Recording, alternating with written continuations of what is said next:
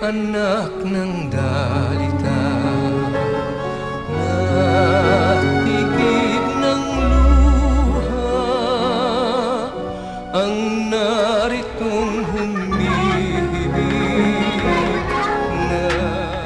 Ako po si Nita. Wala pa po akong alam sa mundo.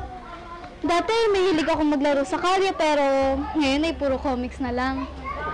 Nag-aaral po ako sa Lacandula High School pero hindi mahilig makipagbarkada. Kasi ayoko po sa mga chismosa kaya lumalayo na lang po ako sa mga kaklase ko. Kung minsan nga po, parang ako ang pinag-uusapan nila. Pero di ko na lang po sila pinapansin.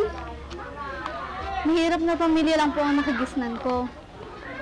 Pero mabait naman po sila sa akin. Lalo na ang Kuya Tony ko na laging may pasalubong sa akin. Kung hindi man chocolate, ay perang pambili ng comics. Naiinis lang po ako sa bunso namin si Juanito. Paano? Napakasungit. Taig pa ang pinagli sa sama ng loob. Naiinis din po ako sa tatay ko. Kasi lagi siyang amoy alak at hindi naliligo. Ang mahal na mahal ko naman po ay ang inay. Dahil malaking sakripisyo po ang ginagawa niyang pagtatrabaho sa palengke kahit hirap siya. Palagi po siya nagdarasal at nagsisimba kaya siguro may mga grasya pa rin dumarating sa aming buhay. Ang idolo ko naman po ay si Ate Rita. Dahil ang ganda niya at magaling magsuot ng damit. Kaya gusto ko maging ganun din ako paglaki ko. Paglaki ko, gusto ko pong maging director. Kasi nagagandahan po ako sa mga story na nababasa ko sa comics. Sabi po nila comedian daw po ako. Hindi ko nga lang po alam kung totoo yun. Magbilan nga po ng comics.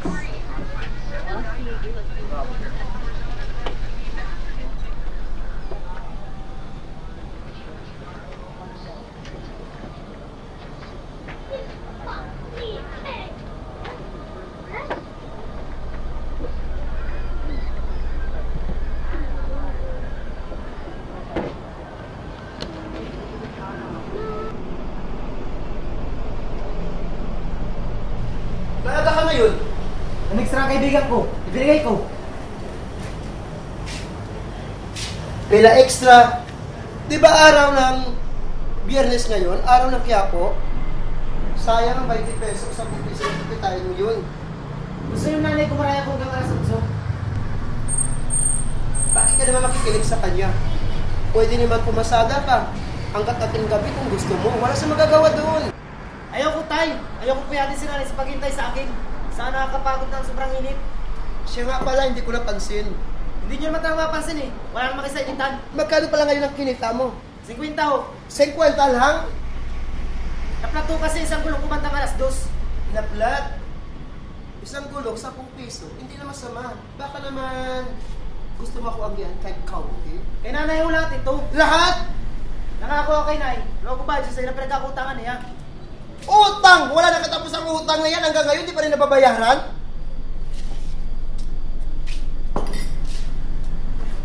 Bigyan mo nila ang nanay mo 30 peso at sabihin mo na disgrasya ang 2 gulong mo.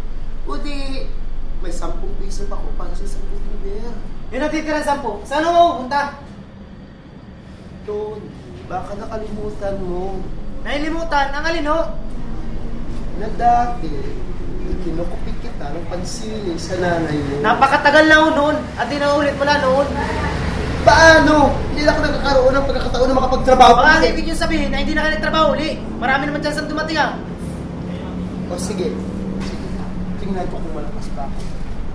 Pero ibigay mo na ang 10 piso na pinagkatalunan natin. O sige na ho. Ito na. Salamat anak. Tay, huwag niyo pang-inom lahat yan. Oo!